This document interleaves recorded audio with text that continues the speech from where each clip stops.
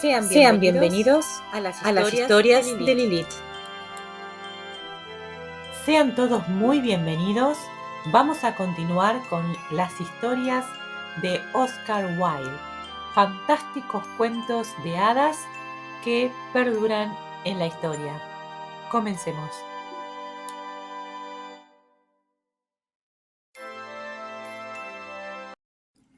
En Venecia encontró a su hermano, Lord Surbiton, que a la sazón había llegado en su yate de Corfú. Los dos jóvenes pasaron juntos 15 días deliciosos. Por la mañana cabalgaban por el Lido o se deslizaban por los canales verdes en su larga góndola negra. Después del almuerzo, generalmente recibían visitas en el yate y por la tarde cenaban en Florian y fumaban innumerables cigarrillos en la piazza.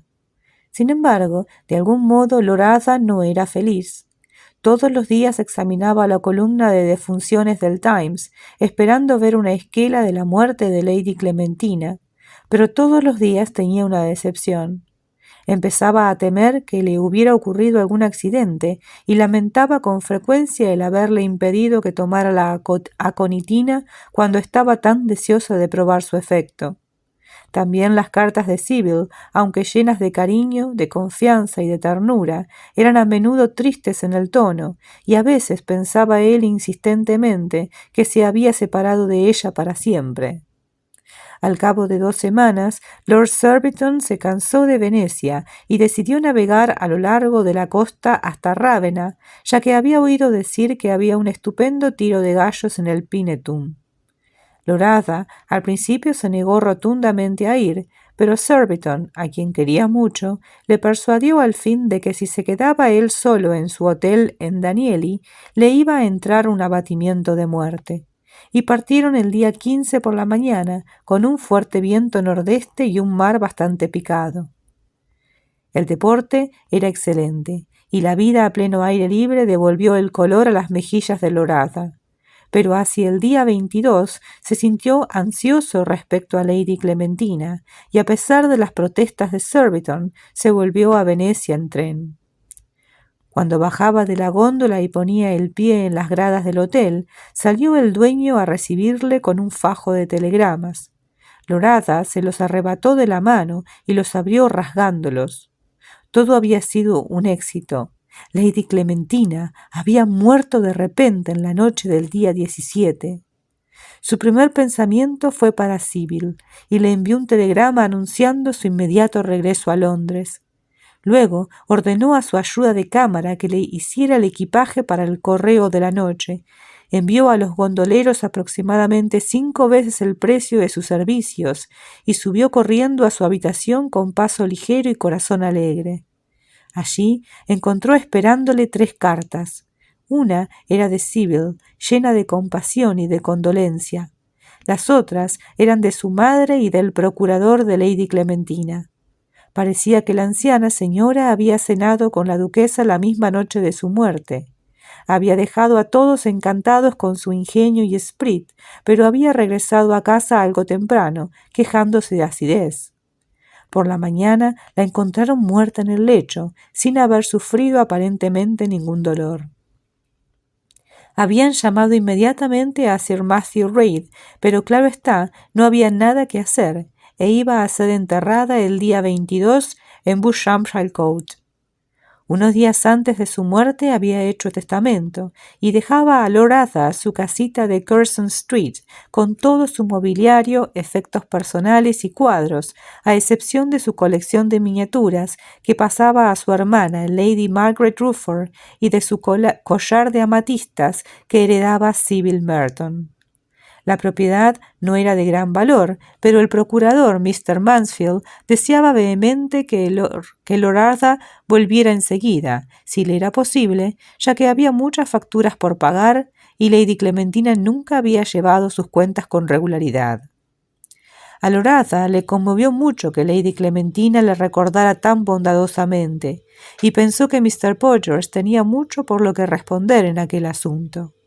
Su amor por Sibyl, sin embargo, dominó todas las demás emociones, y la conciencia de que había cumplido con su deber le dio paz y sosiego. Al llegar a Charing Cross se sentía completamente feliz. Los Merton le recibieron con gran afabilidad. Sybil le hizo prometer que nunca más permitiría que nada se interpusiera entre ellos, y se fijó la boda para el 7 de junio. La vida le pareció una vez más radiante y hermosa, y toda su antigua alegría volvió a él de nuevo. Un día, sin embargo, cuando estaba dando una vuelta a la casa de Curzon Street en compañía del procurador de Lady Clementina y de Sybil, quemando paquetes de cartas desvaídas y volcando cajones de extrañas naderías, la muchacha lanzó de pronto un pequeño grito de placer. —¿Qué has encontrado, Sybil? —dijo Loratha, alzando la vista de su tarea y sonriendo. —Esta preciosa pequeña bombonière de plata, Ada. ¿No te parece holandesa y original? Dámela. Yo sé que las amatistas no me irán bien hasta que no tenga más de 80 años. Era la caja que había contenido la cotinina. Loratha se sobresaltó, y un débil sonrojo le subió las mejillas. Casi se había olvidado por completo de lo que había hecho, y le pareció una curiosa coincidencia que hubiera sido Sybil, por quien había pasado por toda aquella terrible ansiedad, la primera en recordárselo. —Claro que puedes quedarte con ella, Sybil.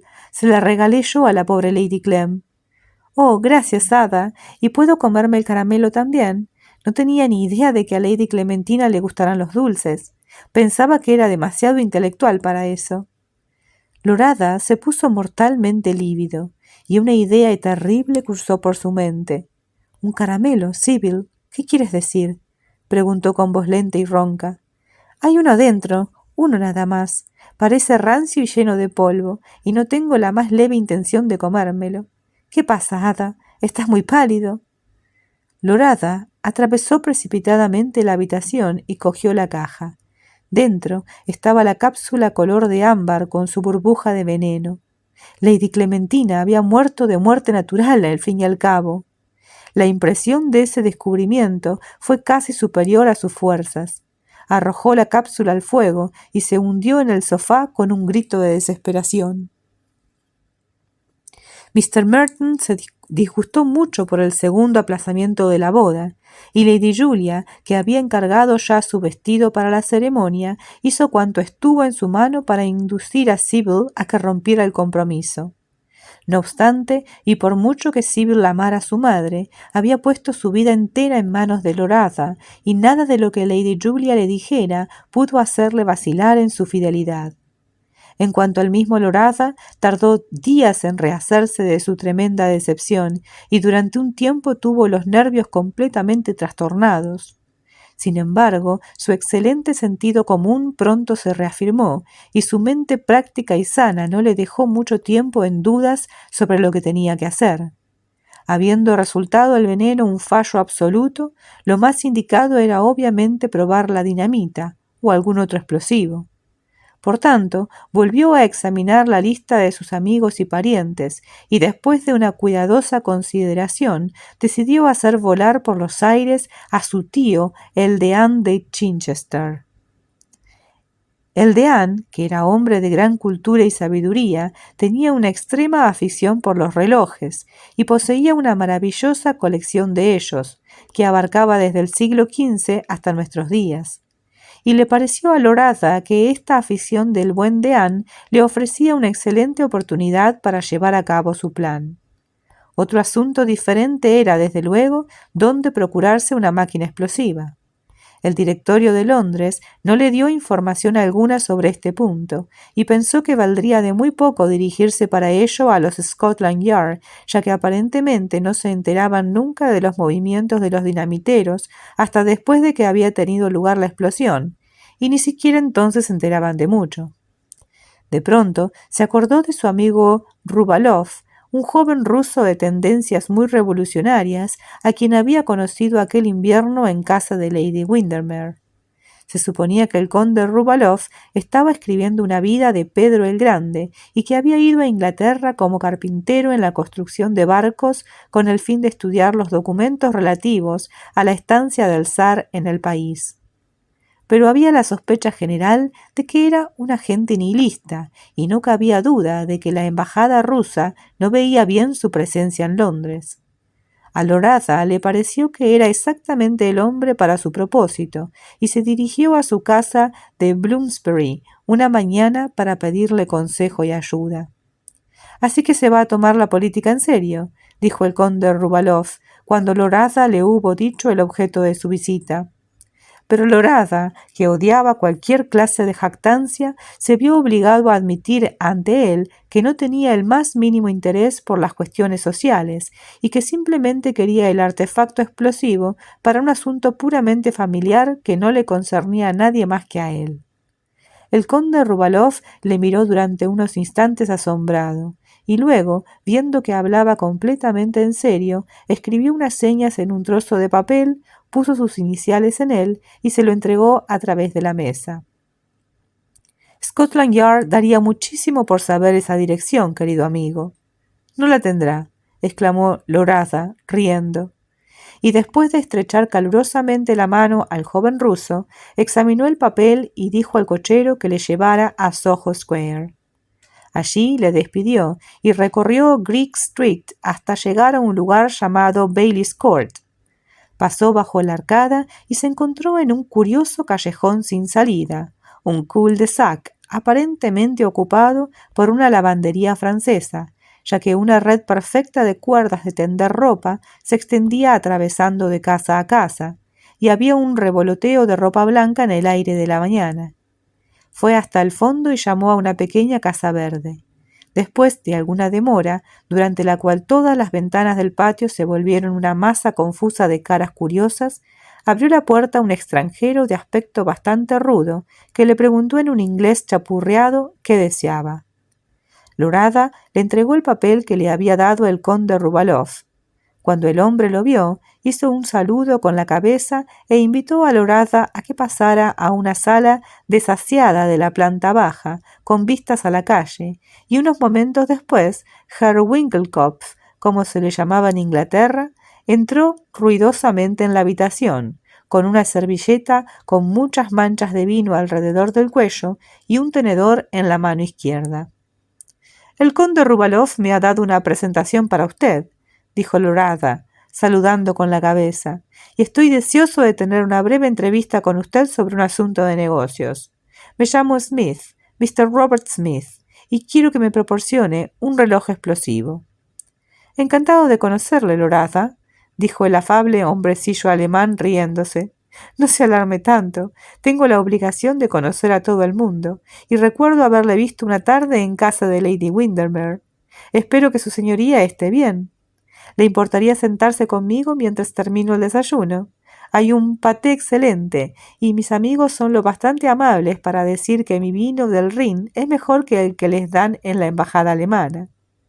Y antes de que Lord Arthur saliera de su sorpresa de que le hubieran reconocido, se encontró sentado en la habitación inferior, paladeando el más delicioso Marcobrunner servido en una copa de color amarillo pálido, especial para ese vino, que tenía grabado el monograma imperial, y charlando del modo más amistoso posible con el famoso conspirador. «Los relojes explosivos», dijo Herr Winckelkopf, «no son muy buenas cosas para exportar al extranjero, pues, aun en el caso en que consigan pasar la aduana, el servicio de trenes es tan irregular que generalmente estallan antes de llegar a su propio destino.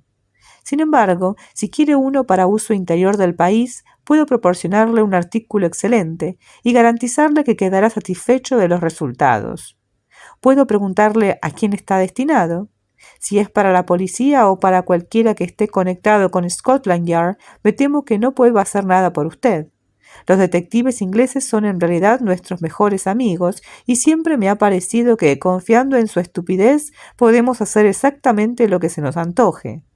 No me puedo permitir perder a uno de ellos». «Le aseguro», dijo Lord Arthur, «que no tiene absolutamente nada que ver con la policía.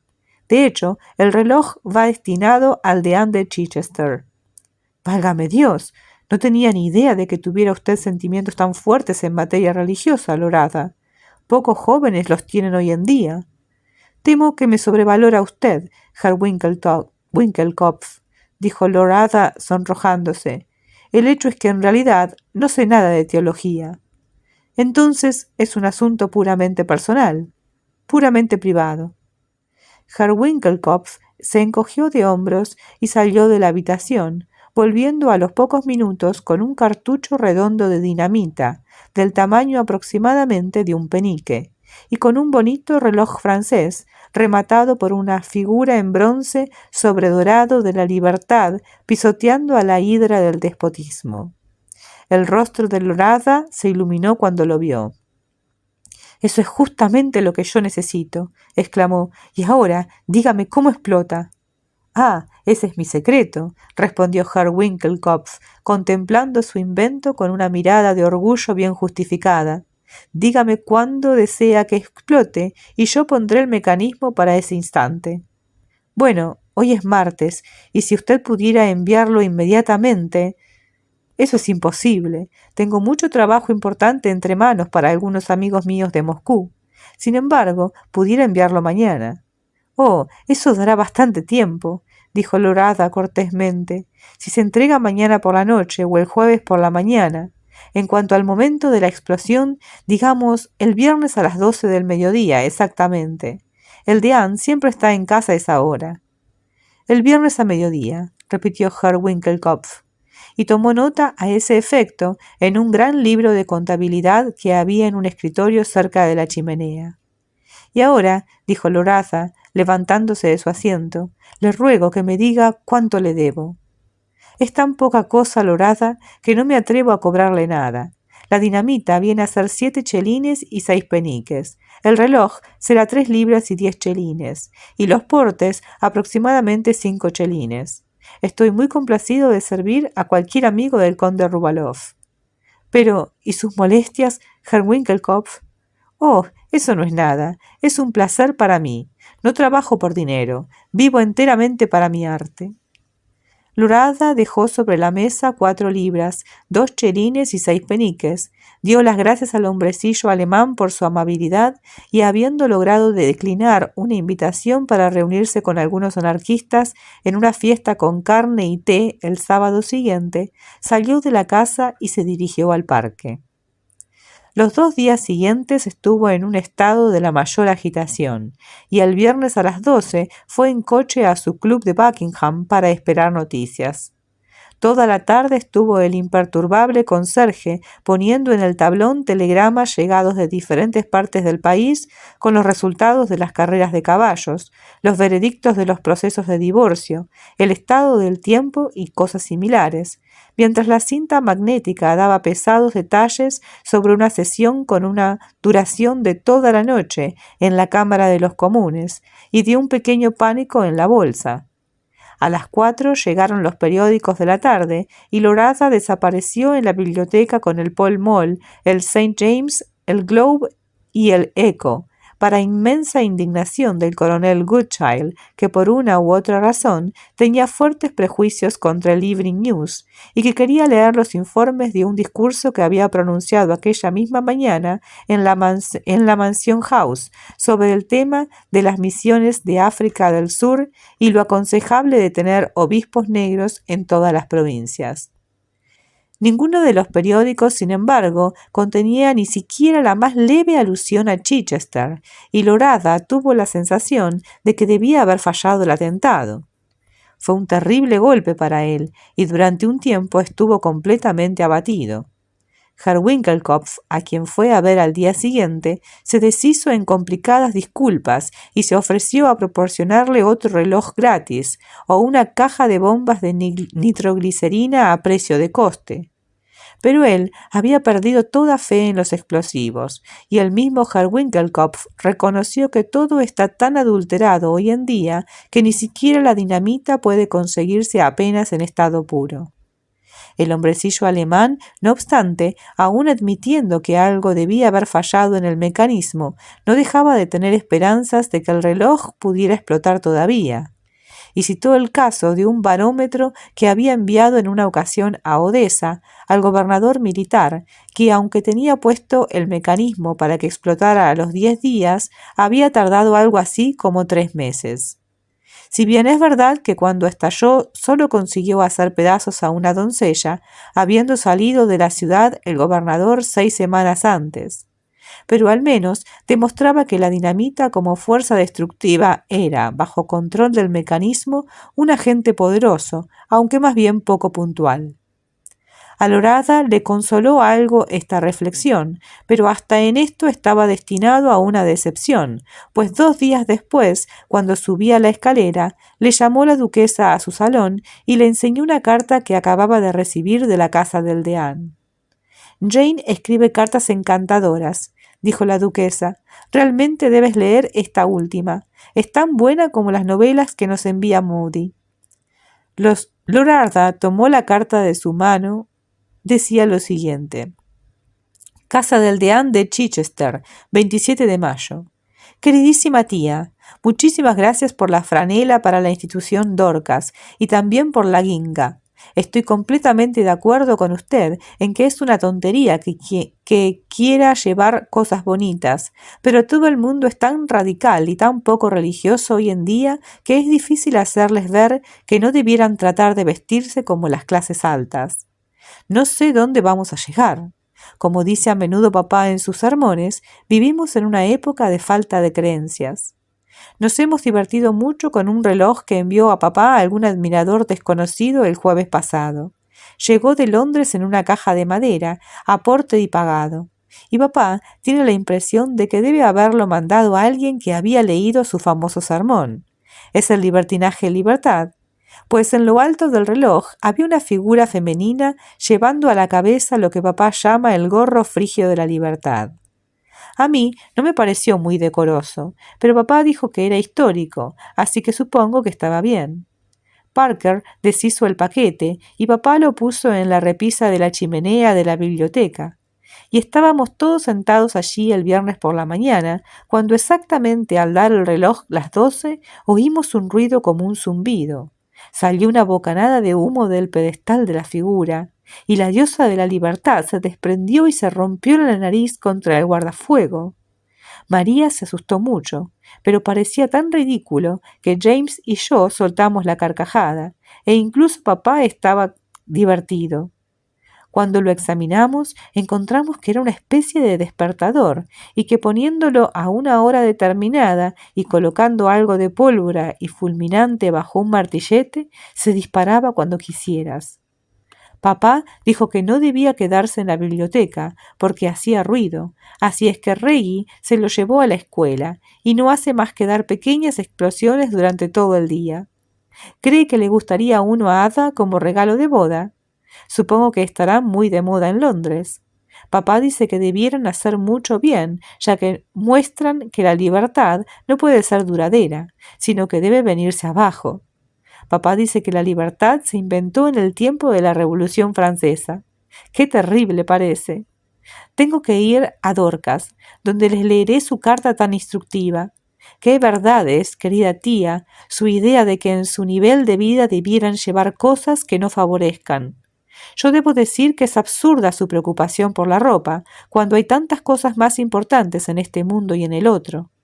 Me alegro de que su popelina de flores resultara tan bien y de que su encaje no estuviera desgarrado.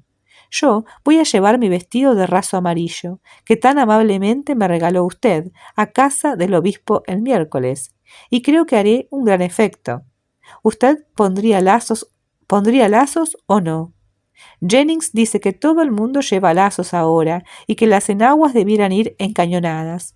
Reggie acaba de tener otra explosión y papá ha ordenado que se mande el reloj a las caballerizas. No creo que a papá le guste tanto como al principio, aunque está muy halagado de que le hayan enviado un juguete tan bonito e ingenioso.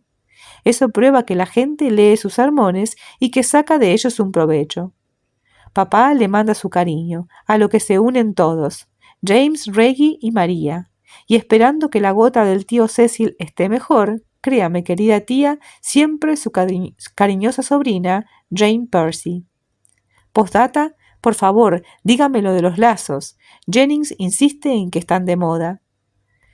Lorada tenía un aire tan serio y parecía tan desdichado con la carta que la duquesa soltó una carcajada. Mi querido Ada, exclamó, nunca volveré a enseñarle la carta de una muchacha. Pero, ¿qué debo decir en lo referente al reloj? Creo que es un invento estupendo y me gustaría a mí tener uno. No creo que me vaya a gustar, dijo Lord Ada con una triste sonrisa, y salió de la habitación después de besar a su madre. Cuando llegó arriba se hundió en un sofá y se le llenaron los ojos de lágrimas. Había hecho todo lo que estaba de su parte para cometer el crimen, pero en ambas ocasiones había fallado, y no por culpa suya. Había intentado cumplir con su deber, pero parecía como si el destino mismo se hubiera vuelto traidor. Estaba oprimido por el sentido de la esterilidad de las buenas intenciones, de la futilidad de tratar de jugar limpio. ¿Acaso hubiera sido mejor deshacer la boda? Sibyl sufriría, es cierto, pero el sufrimiento no podría realmente echar a perder una naturaleza tan noble como la suya. En cuanto a él, ¿qué importaba?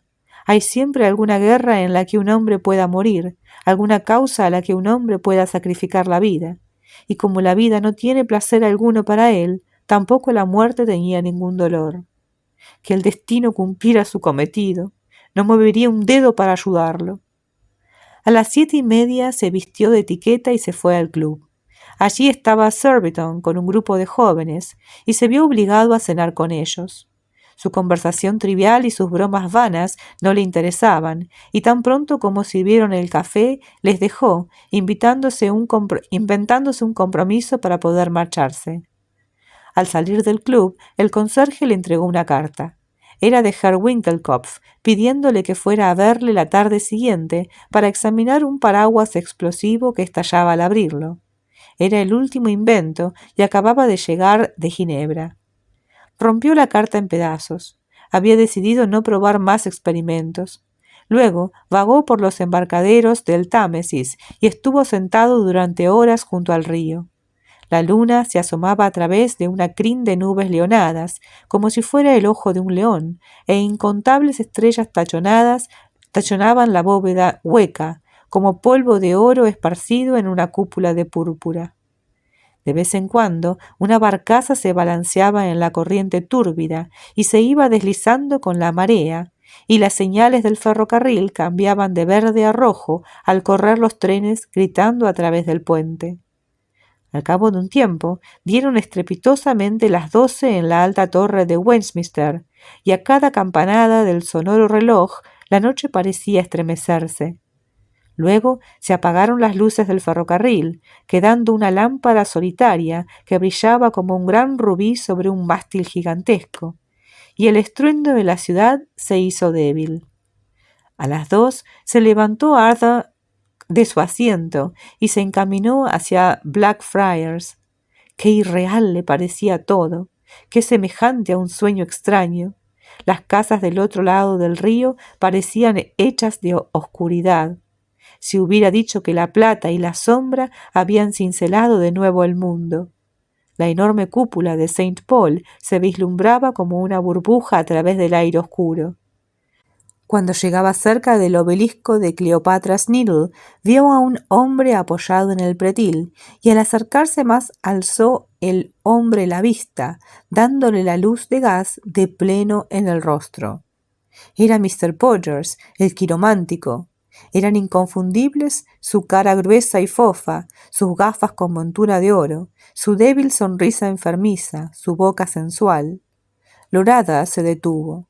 Una idea repentina iluminó su mente y se deslizó cautelosamente por detrás. En un momento había cogido a Mr. Podgers por las piernas y le había lanzado al Támesis. Hubo un grosero juramento, un pesado chapoteo, y todo volvió a la calma. Lord Ada escudriñó con ansiedad, pero no pudo ver nada del quiromántico, a excepción de un sombrero de copa que hacía piruetas en un remolino de agua iluminada por la luna. Al cabo de un rato se hundió también y no fue visible ninguna huella de Mr. Podgers. En un momento dado pensó Lord Ada que veía la abultada figura deforme luchando por llegar a la escalera que había junto al puente, y una horrible sensación de haber fallado se apoderó de él.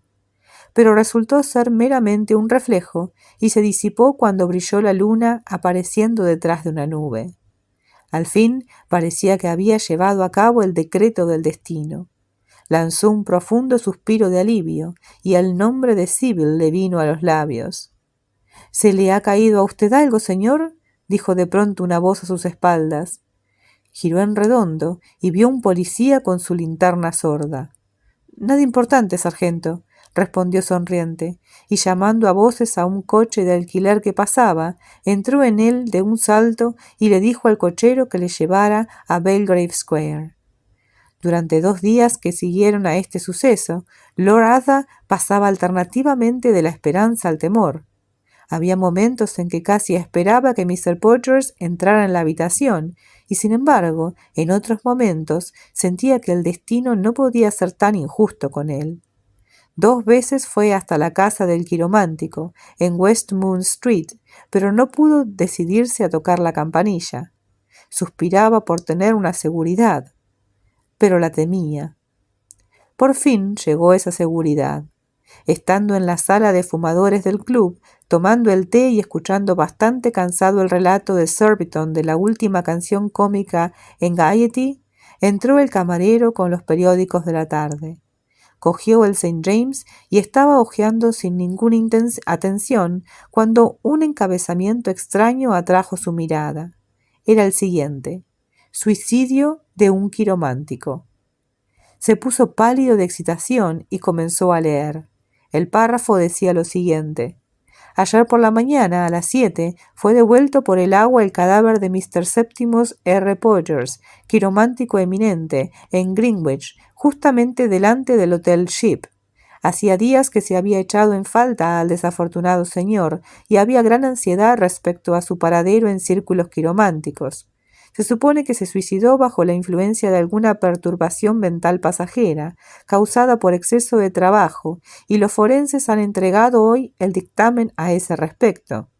Mr. Podgers acababa de terminar un complicado tratado sobre el tema de la mano humana, que va a ser pronto publicado y sin duda atraerá un gran interés. El fallecido tenía 65 años y parece que no ha dejado parientes. Lord Arthur salió precipitadamente del club con el periódico todavía en la mano, para inmenso asombro del conserje, que trató en vano de detenerle y se dirigió en coche enseguida a Park Lane. Sibyl le vio desde la ventana y algo le dijo que era portador de buenas noticias. Bajó corriendo a su encuentro y al ver su rostro supo que todo iba bien. —Querida Sibyl —exclamó Lord Arthur—, casémonos mañana. —Tonto, si no se ha encargado todavía la tarta nupcial —dijo Sibyl, riendo a través de las lágrimas. Cuando la ceremonia tuvo lugar, unas 3 semanas más tarde, St. Peter estaba abarrotado de una multitud perfecta de gente elegante. Las palabras rituales fueron leídas de la manera más impresionante por el deán de Chichester, y todo el mundo estuvo de acuerdo en que no habían visto nunca más bonita pareja que la que formaban los novios. Eran más que hermosos, y a pesar de ello eran felices. Nunca, ni por un solo instante, lamentó Lord Arthur todo lo que había padecido por amor a Sibyl. Y ella, por su parte, le dio lo mejor que una mujer puede dar a un hombre: devoción, ternura y amor. Para ellos, la realidad no había matado el romance. Seguían sintiéndose jóvenes. Algunos años después, cuando habían tenido 2 hermosos hijos, un niño y una niña, fue a visitarles Lady Windermere a Alton Priory, una hermosa propiedad antigua, regalo de boda del duque a su hijo.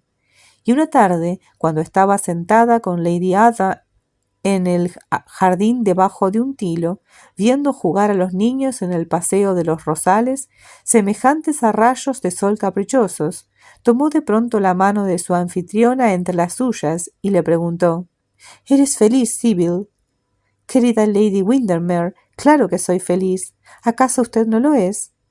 —No tengo tiempo de ser feliz, Sibyl. Me gusta siempre la última persona que me presentan, pero por regla general, en cuanto conozco a la gente, me canso de ella. —¿No le satisfacen sus leones, Lady Windermere? —Oh, no, querida. Los leones solo sirven para una temporada. Tan pronto como se le corta la melena, se vuelven las criaturas más aburridas. Además, se portan muy mal si uno es de verdad amable con ellos. ¿Te acuerdas de aquel horrible Mr. Podgers? Era un terrible impostor. Desde luego, no es que me importara eso en absoluto, e incluso cuando quiso pedirme prestado dinero le perdoné, pero no podía soportar que me cortejara. Realmente me ha hecho odiar la quiromancia. Ahora me interesa la telepatía. Es mucho más divertida. No debes decir aquí nada en contra de la quiromancia, Lady Windermere. Es el único tema del que no le gusta a Ada que se burle la gente. Le aseguro que él se lo toma muy en serio. No querrás decir que se lo cree, Sibyl. Pregúnteselo a él, Lady Windermere. Aquí está. Y Loratha se aproximaba por el jardín, con un gran ramo de rosas amarillas en la mano y sus 2 hijos danzando en torno suyo. Loratha, dígame, Lady Windermere, ¿no irá usted a decir que cree en la quiromancia? Desde luego que sí, dijo el joven sonriendo. ¿Pero por qué? Porque le debo a ella toda la felicidad de mi vida, musitó, lanzándose en una silla de mimbre. Mi querido Loratha, ¿qué es lo que le debe? A Sibyl, respondió, entregando las rosas a su esposa y mirando en lo hondo de sus ojos violeta. ¡Qué tontería! Exclamó Lady Windermere. No había oído una tontería semejante en toda mi vida. Así finalizamos una vez más una historia fantástica de este gran autor Oscar Wilde. Espero que la hayan disfrutado. Si es así, no se olviden de dejar un like y un comentario, además de suscribirse para poder escuchar muchas más historias fantásticas de este y otros autores. Los espero mañana.